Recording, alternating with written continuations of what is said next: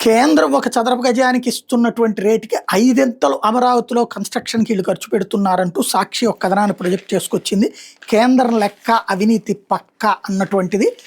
రాజధాని అమరావతి నిర్మాణ పనుల్లో చంద్రబాబు సర్కార్ అవినీతి మరోసారి బట్టబయలైంది. Central secretariat complex, residential complex నిర్మాణం అయిన సాక్షిగా చంద్రబాబు ప్రభుత్వం అక్రమాల భాగోతం బయటపడింది.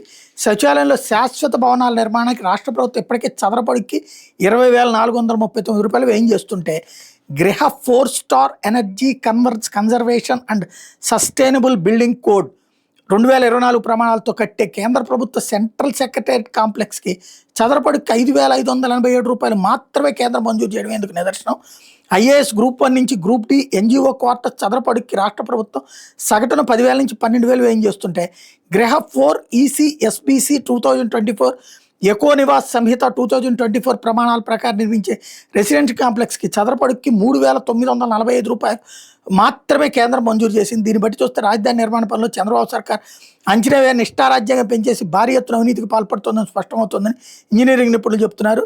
రాజధాని అమరావతిలో కేంద్ర ప్రభుత్వ కార్యాలయాలు ఏర్పాటు చేసేందుకు 5.53 ఎకరాల్లో G+13 అంతస్తులతో 23.25 లక్షల చదరపు అడుగుల నిర్మిత ప్రాంతంతో 8,000 మంది సిబ్బంది పనిచేసేందుకు వీలుగా సెంట్రల్ సెక్రటేరియట్ కాంప్లెక్స్ నిర్మాణానికి 1,299 కోట్ల కేంద్రం మంజూరు చేసింది. కేంద్ర ప్రభుత్వ కార్యాలయంలో పనిచేసే సిబ్బంది నివాస సదుపాయం కల్పించడం కోసం 17 ఎకరాల్లో 11 టవర్లు 31.30 లక్షల చదరపు అడుగుల నిర్మిత ప్రాంతాల్లో రెసిడెన్షియల్ కాంప్లెక్స్ నిర్మించేందుకు 1,234 కోట్లు మంజూరు చేసింది.